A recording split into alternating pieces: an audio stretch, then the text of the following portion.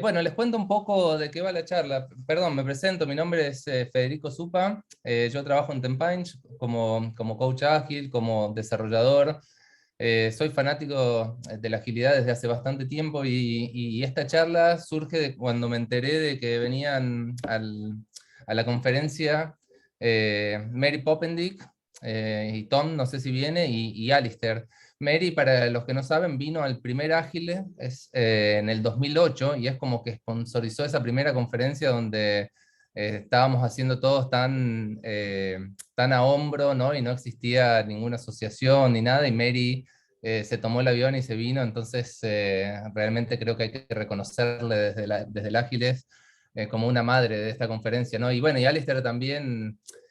Alistair para mí es una persona muy importante y bueno, me puse contento porque él ha marcado mi camino de agilidad. Entonces, bueno, ¿qué me puse a pensar cuando supe que venían? Me puse a pensar sobre cuáles son los desperdicios que veo en los equipos ágiles. A ver si puedo mover esto. Me puse a pensar en cómo trabajamos, ¿no? Y cuáles son los desperdicios que veo en los equipos en los cuales interactúo, en los cuales participo, con los cuales charlo. Y bueno, y también ponerme a pensar cuán eficiente es nuestra metodología, cuán liviana. Para los que, para los que no conocen el concepto de desperdicio, yo lo aprendí en el 2008 cuando vino Mary, como les contaba. Mary nos contó acerca del desperdicio, nos mostró acerca de esta herramienta que se llama Value Stream Map, que realmente es muy buena para mapear todo el proceso e intentar visualizar e identificar desperdicios. Acá está el libro de Mary, para los que no lo leyeron, esto es una de las salidas de acá. Por favor, léanlo porque realmente es un libro que es hermoso, Lean Software Development, y ahí Mary te cuenta el concepto de desperdicio dentro de Toyota, ¿no? Para los que no saben, Toyota empezó a producir autos, no sé, en los 40, 50, época de la posguerra, y cambió completamente la manera en la que construían los autos. Y al cambiar su metodología, esta persona, Taiichi Ohno, eh, es como que resignificó esta palabra que nosotros conocemos, ¿no? Desperdicio, podemos pensar más o menos qué es, pero Taiichi Ohno lo definió como desperdicio a todo, ¿no? Lo que no agrega valor viéndolo desde el punto de vista del usuario final. Bueno, yo desde que conocí eh, ese significado, ¿no? Esa palabra es como que puse mis antenas en alerta y me puse a pensar en todos los equipos donde trabajaba, cuáles son los desperdicios que existían, ¿no? Y lo vengo haciendo, ¿no? Obviamente trabajamos de manera ágil, a partir de las retrospectivas, a partir de las charlas en todos los equipos en los que trabajo. Bueno, solamente para recordar, los desperdicios que nombra Mary en su libro son trabajo realizado parcialmente, procesos innecesarios, features innecesarias, ¿no? Hacer features que no vamos a usar. Bueno, creo que se entienden bastante bien, no me explayo mucho más. Multitasking, esperas, demoras, transporte, ¿no? Que también le llaman hands-off, que es tener cierta documentación y tener que trasladar toda esa documentación a otra herramienta, a otro equipo, y finalmente defectos. Bueno, después de que vino Mary, yo leí el libro este, que también se lo súper recomiendo. Es viejito, pero sigue estando buenísimo, es el libro de Alistair. Y uno de los conceptos que me llamó mucho la atención es, bueno, en el libro él define metodología, qué es una metodología, cuáles son los componentes de la metodología, y define también cuál es el peso de la metodología. El peso lo define como el tamaño, que es la cantidad de artefactos, la cantidad de reuniones, y multiplicado por la ceremonia, ¿no? La ceremonia, él te da un ejemplo que resulta bastante útil, en el que dice que si escribimos los casos de uso así nomás en una servilleta, tenemos poca ceremonia. Ahora si utilizamos un template, 3 páginas para escribir los casos de uso, bueno, eso es que tenemos una ceremonia alta.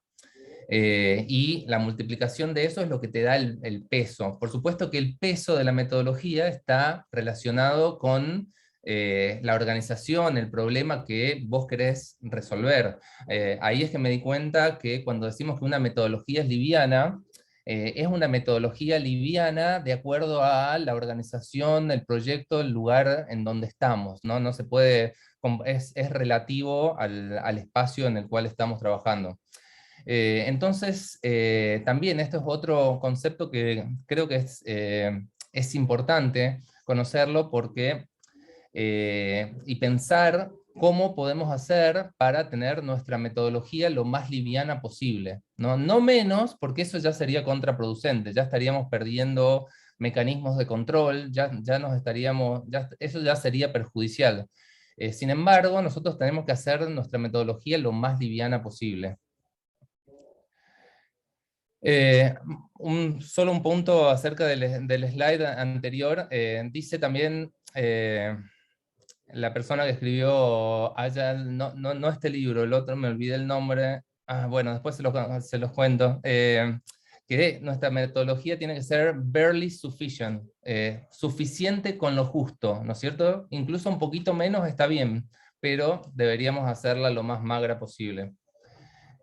Bueno, yo lo que voy a hacer ahora es, les voy a contar algunos desperdicios, algunas maneras de pensar ciertos procesos, ciertas herramientas que creo que podrían ser más eficientes, siempre desde el punto de vista, ¿no? De que son cosas que he vivido personalmente, que queremos progresar, trabajar mejor, o también he escuchado, charlado con ciertos equipos, y cuando empiezo a charlar, escucho ciertos smells que me hacen pensar que probablemente existan oportunidades de mejora, existan ciertos desperdicios en esos procesos, en esas metodologías que están usando.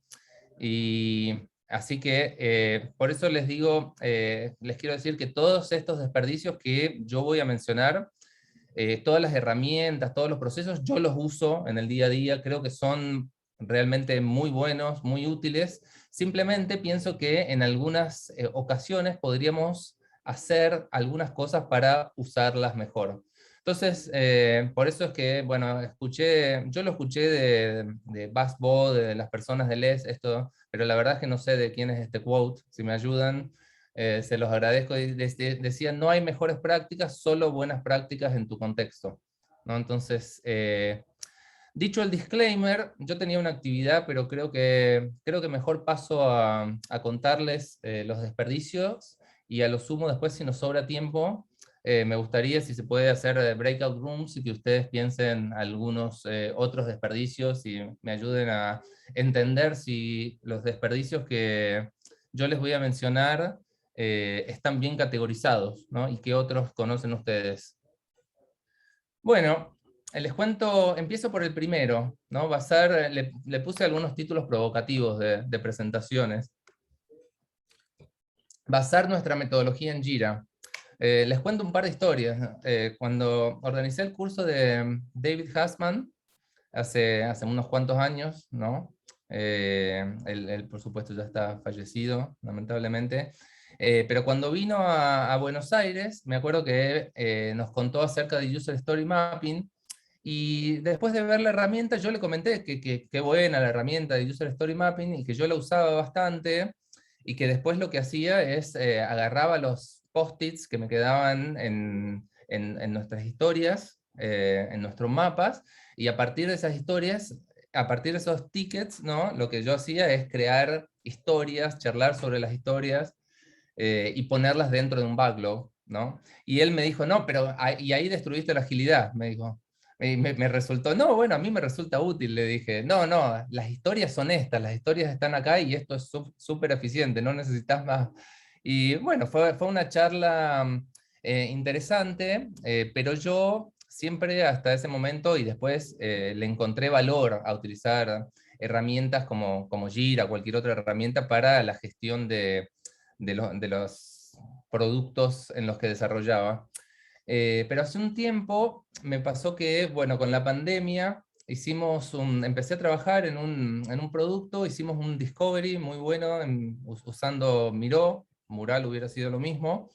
Después de hacer el discovery, cuando empezamos a trabajar en modo delivery, yo la verdad es que no sentí la necesidad de utilizar una herramienta como Jira. Y de hecho me puse a pensar y me parecía que había bastante desperdicio si lo usábamos, porque teníamos que trasladar toda esa información que teníamos tan bien visualizada dentro de nuestro board, teníamos que trasladarla a una herramienta en la cual visualmente era mucho menos atractiva y se perdía muchísima información en el camino.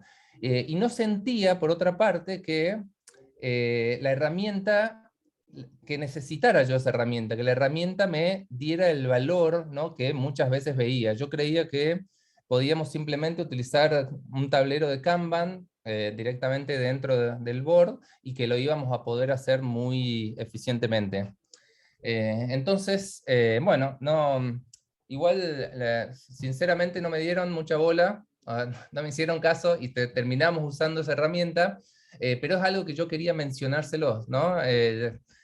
Como una de las posibles fuentes de desperdicio para charlar con ustedes, porque realmente yo creo que existía cierto desperdicio al tener que trasladar, transporte esa información a un medio que yo consideraba visualmente más inefectivo.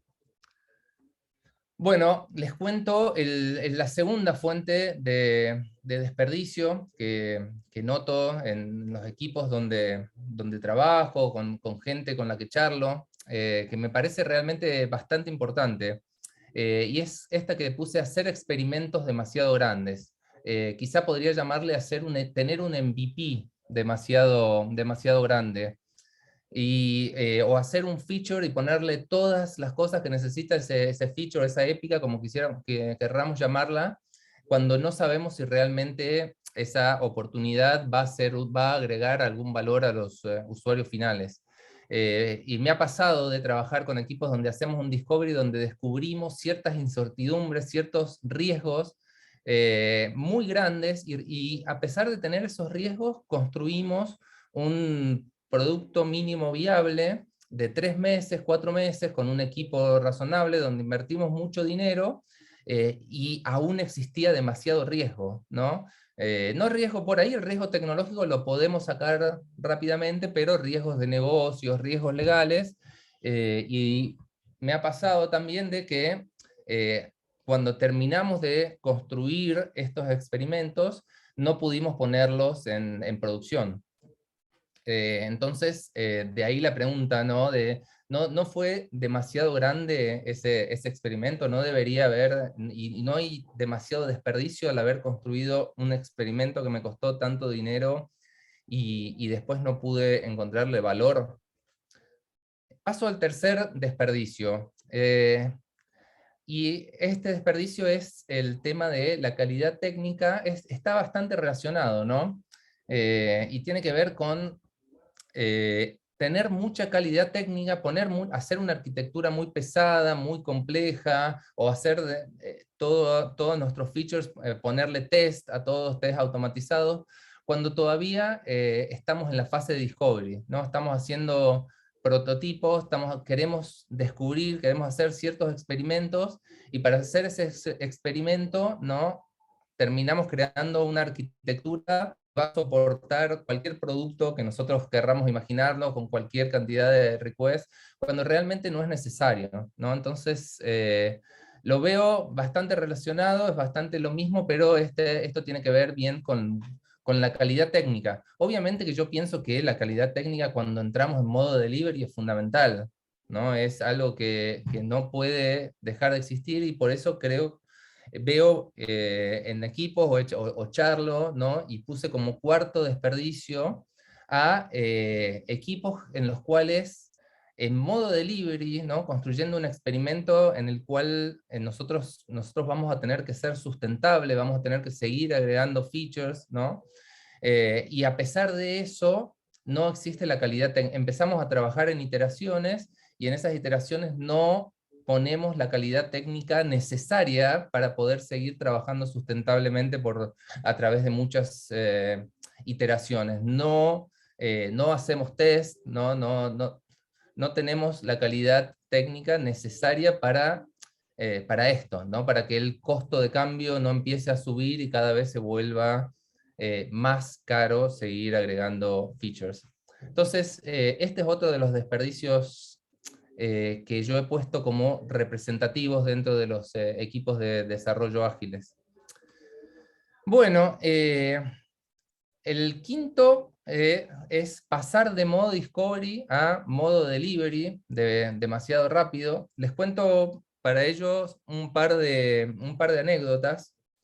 Esto, bueno, en algún lugar, en una organización donde estaba trabajando, teníamos que construir cierto feature bastante grande, que nos iba a llevar cerca de un mes, dentro del Discovery, lo que nos pasó es que no incluimos al público, a la cantidad de público necesaria para terminar de entender si era factible desarrollar este feature, ¿no? Entonces, trabajamos, a pesar de tener ciertos huecos en nuestro descubrimiento, nosotros decidimos ir para adelante, decidimos empezar a moquear los servicios que no conocíamos, con la información que teníamos hasta ese momento, y seguir adelante con todo nuestro desarrollo. Lo que pasó a medida que iba transcurriendo el tiempo es que esa incertidumbre no podíamos sacarla, ¿no? Seguíamos sin entender el servicio al cual nosotros teníamos que usar, no funcionaba de la manera en la que nosotros creíamos que tenía que funcionar, y finalmente después de un mes de trabajo, decidimos que era un feature que no íbamos a poder poner en producción. Entonces la pregunta que se me vino a mí a la cabeza es primero si invitamos a toda la gente necesaria para que esté cuando estábamos haciendo el descubrimiento, y después si no fuimos demasiado valientes al decidir hacer ese feature cuando todavía existía tanta incertidumbre. Entonces, creo que es algo que tenemos que tener en cuenta. Y bueno, esta experiencia lo he visto, un compañero, un colega me contó también de algo similar, pero a nivel legal / negocios, ¿no? Donde estuvieron trabajando durante un mes, y cuando habían desarrollado todo este feature no lo podían poner en producción porque no cumplía con las regulaciones vigentes, ¿no? Entonces la pregunta que yo me hago es si algunas veces no empezamos a desarrollar nuestros features demasiado rápido, y si no podríamos haber hecho un discovery un poco más efectivo. Bueno, les doy un desperdicio desde el punto de vista técnico que noto en muchos equipos, en la mayoría de los equipos donde trabajo. Lamentablemente yo no es algo que haya podido resolver. Por eso es que quiero ver la charla de Nico, no pull request, o experimentar otras técnicas para hacer la integración continua.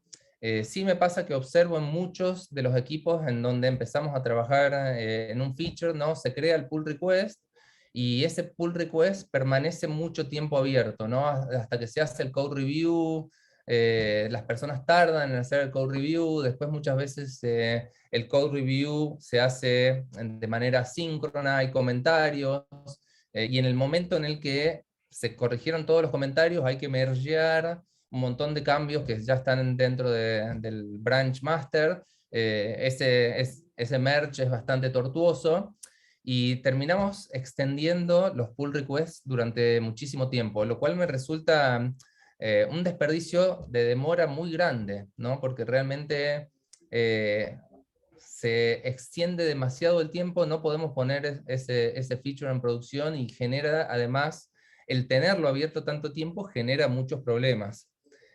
Yo la manera en la que lo resuelvo, les digo, es tener una heurística, ¿no? En donde mi heurística es intentar cerrar historias lo más rápido posible, Y cuando tenemos un pull request abierto, estamos muy cerca de poder cerrar esta historia, entonces al equipo intento transmitir esa heurística de, bueno, revisémoslo, intentemos cerrarlo lo más rápido posible, pero en muchas ocasiones me parece que no resulta tan eficiente. Bueno, finalmente el último desperdicio, y bueno, creo que al haber ido bastante rápido, me va a quedar tiempo para dividirnos, si se puede hacer en breakout rooms y charlar sobre los desperdicios. Yo ahora les voy a mostrar la categorización que hice, y me gustaría, bueno, después que charlen en equipos y que me cuenten y que charlen en esos equipos sobre desperdicios que ven ustedes, y que me corrijan las categorizaciones también. Me parece estaría buenísimo, ¿no? Bueno, finalmente, este desperdicio, desarrollar soluciones sin entender los problemas, ¿no? Bueno, me pasa muchas veces que vienen clientes y me preguntan, ¿cuánto costaría construir toda esta solución? O trabajar con equipos en donde dicen, bueno, nosotros entendemos lo que hay que hacer, ya tenemos todos estos features en nuestro backlog. Yo considero que eso es un desperdicio. Yo considero que si el equipo técnico no estuvo involucrado en el entendimiento del problema, eh, en charlar con los customers, ¿no? En el diseño de la solución, y en el entendimiento de los outcomes y el valor que se está buscando a partir de estas oportunidades, me parece que el diseño de esa solución se está perdiendo una pata muy importante, una arista muy importante.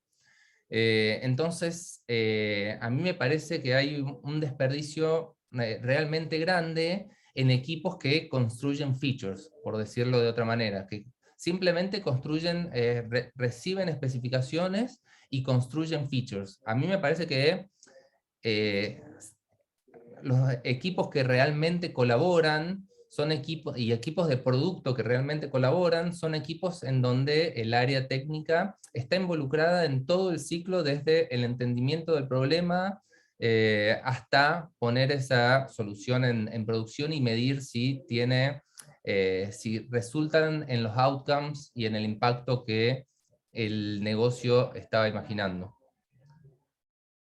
Bueno, estas son las categorizaciones que hice yo.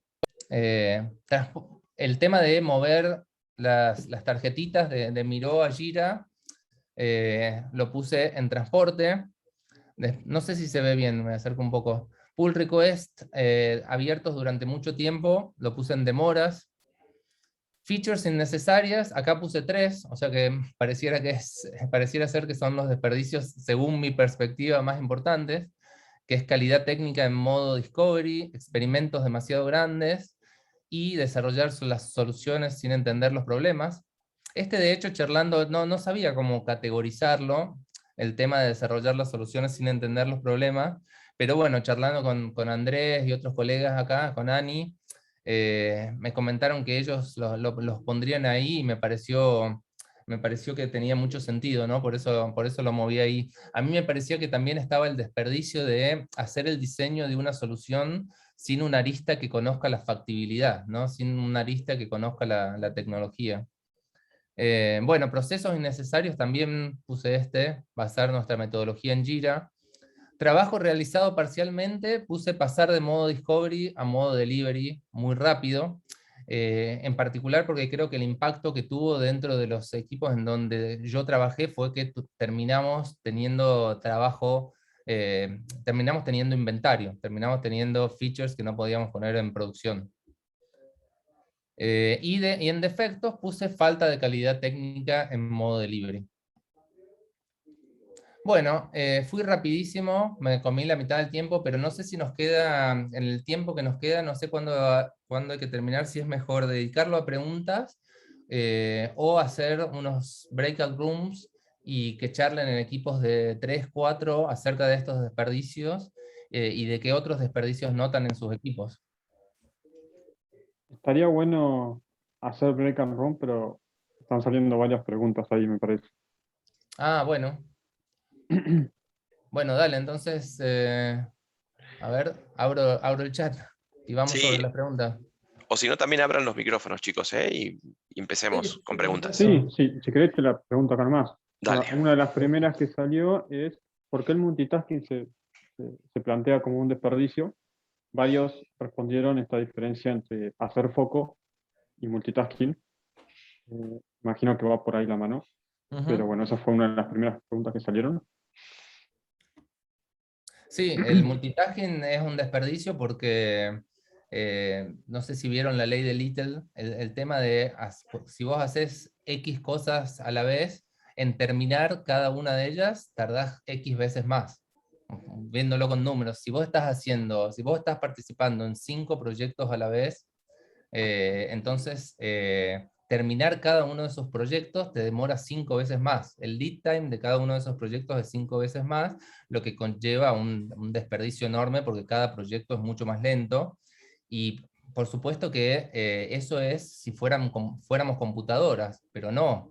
Vos sabés que cuando estás trabajando en 2 proyectos a la vez, vos tenés reuniones en las dos, tenés artefactos que tenés que mantener en los 2 proyectos, entonces tenés un overhead que cada uno de esos proyectos contiene que es altísimo, ¿no? Entonces es por eso que el multitasking es considerado un desperdicio. Eso es lo que recuerdo del libro de Mary, pero Sí. consúltenlo bien en el Fede, libro. Fede, yo tengo una pregunta. Perdón, interrumpí a alguien. No, está bien, Dani, dale. Respecto a lo Dale. que decías de modo Discovery a modo Delivery, Sí, ahí hay una transición dificultosa, ¿no? Porque decías, bueno, no metamos el máximo de calidad técnica en el modo Discovery para poder sacar conclusiones de mis hipótesis y sí metamos esa calidad técnica en el modo Delivery porque es sí, parte de los pilares de la agilidad, ¿no? Básicamente te garantiza un cual. producto funcional. Digo, esa transición, digo, ¿cómo empiezo a hacer delivery si estoy medio como a medias en calidad técnica? Voy a tener una etapa donde voy a estar medio, ¿no?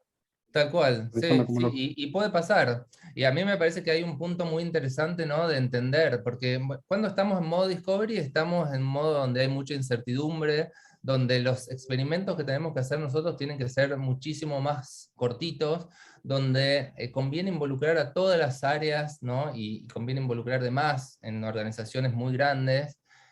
Para tener la visión de todas de esas personas y donde esos experimentos cortitos que queremos hacer muchas veces son prototipos realmente, donde queremos ver, bueno, desde el punto de vista de negocios, ¿esto realmente soluciona un problema?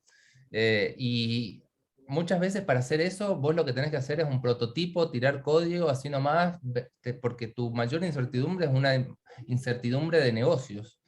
Y cuando vos pudiste sacarte un poquito de esa incertidumbre, y te sentís más cómodo en que podés construir algo, un experimento más grande, a mí me parece que tiene sentido ahí sí decir, bueno, podemos tirar este prototipo o este prototipo que tenemos que hacerlo algo que luego podamos mantener, ¿no? Y ahí vamos a tener que perder tiempo pagando esa deuda técnica que asumimos explícitamente con el concepto de hacer el discovery, ¿no? Entonces, eso hay que tenerlo en cuenta y después, cuando creemos que vamos a construir, sí, acá sí necesitamos hacer algo que tenga la arquitectura que necesitamos, que esté testeado, ¿no? Necesitamos ponerle, vamos a hacer TDD, vamos a tener test automatizados para...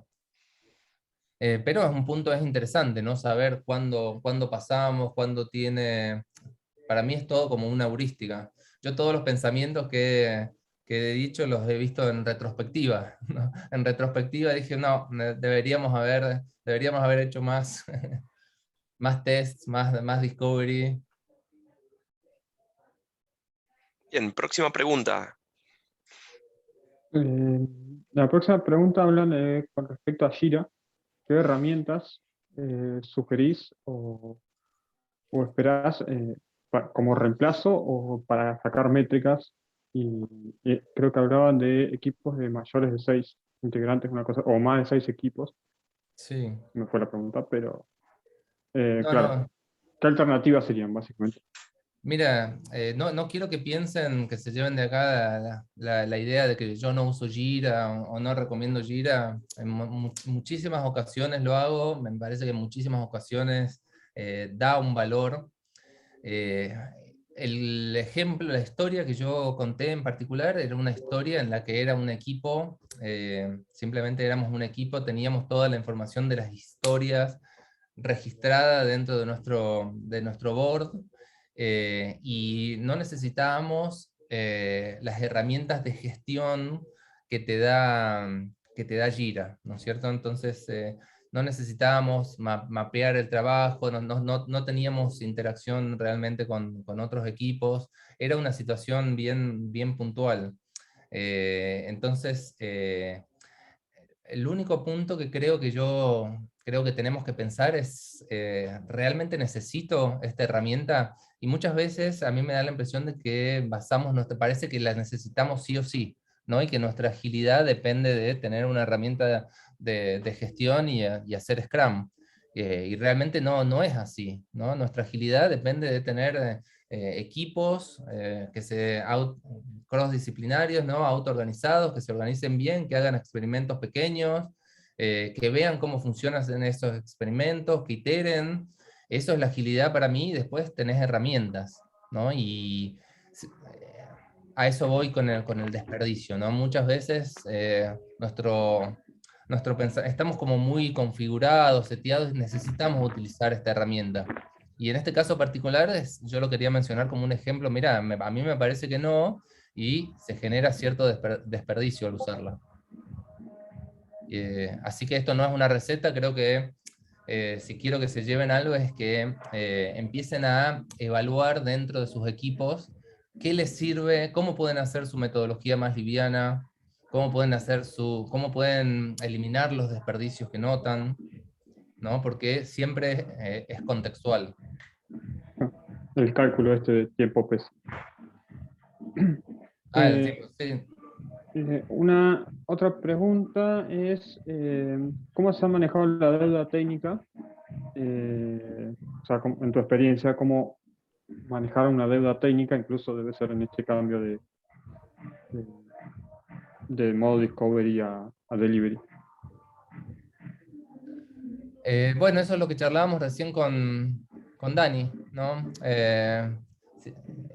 Evidentemente, si no pusimos énfasis en la calidad técnica, probablemente asumimos cierta deuda técnica que después vamos a tener que pagar, y rápidamente, ¿no? Y mi heurística para el pago de la deuda técnica es que tenemos que intentar pagarla lo más rápido posible. Cuando entramos en modo de delivery tenemos que entender cómo vamos a tener test automatizados, ¿no? Cómo los vamos a ir construyendo en todas las iteraciones, cómo vamos a asegurarnos de que el costo de cambio no siga creciendo.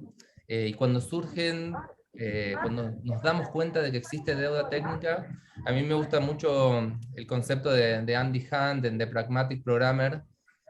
No sé si lo vieron, el de las ventanas rotas, de cuando hay un edificio con ventanas rotas, después tenés todas rotas. Y con la deuda técnica mi heurística es esa, ¿no? Mi heurística es intentar atacarla y disminuirla lo más rápido posible, porque si no nos pasa que después se vuelve algo inmanejable, tenemos todas las ventanas rotas. Le contesto un poco con heurística, ¿no? No tengo receta.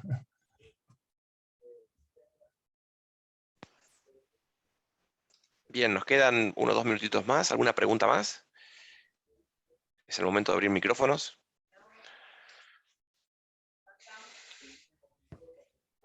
Sí, permiso. Sí, por favor. Yo recién hice una pregunta en el chat de muchas veces pasa en los equipos de desarrollo, los mismos desarrolladores se quejan que es un desperdicio de tiempo o del sprint, digamos, la cantidad de reuniones que genera o ceremonias que se generan en el Scrum. ¿Cómo manejamos eso? Mira, a mí me parece que la manera de manejarlo, y lo que intentaba decir en esta charla también, es que tenemos que pensar cuán eficientes son esas reuniones y por qué las hacemos, cuál es el valor que nos están dando, ¿no? Entonces, cuando es un equipo que recién está empezando con Scrum, obviamente seguimos la receta, ¿no? Como dice Alistair, Shuhai, seguimos la receta, pero cuando ese equipo empieza a rodar, empieza a inspeccionar, empieza a adaptarse, tenemos que empezar a desafiar cada una de esas prácticas y ver cómo las hacemos cada vez más eficientes. ¿No? ¿Estamos haciendo eficiente el planning? La planning, ¿cuánto estamos tardando? ¿No? ¿Podemos hacerla mejor? ¿Podríamos llegar con las historias mejor entendidas, de manera de que fluya mejor? ¿El stand-up todos los días nos sirve? ¿Cómo estamos encarándolo? ¿Mirando el board o utilizando este formato? ¿No? ¿Podríamos hacerlo más corto? ¿Podríamos hacer que en vez de tener todos los días, lo hacemos cada 2 días? ¿Realmente sirve? Entonces, en estos equipos que están madurando, a mí me gusta mucho que ellos, incluso con las reuniones, vayan intentando hacerlas mejores, más eficientes, ¿no? Más organizadas, ir eliminando los desperdicios. Me parece que tiene que ver con esta filosofía de Scrum, de que es un framework empírico que en el que ustedes son los más importantes, ¿no? Yacen que ustedes van a inspeccionar y van a ir mejorando la manera en la que trabajan con el transcurso del tiempo. Así que creo que eso es la manera en la que encaro estas reuniones.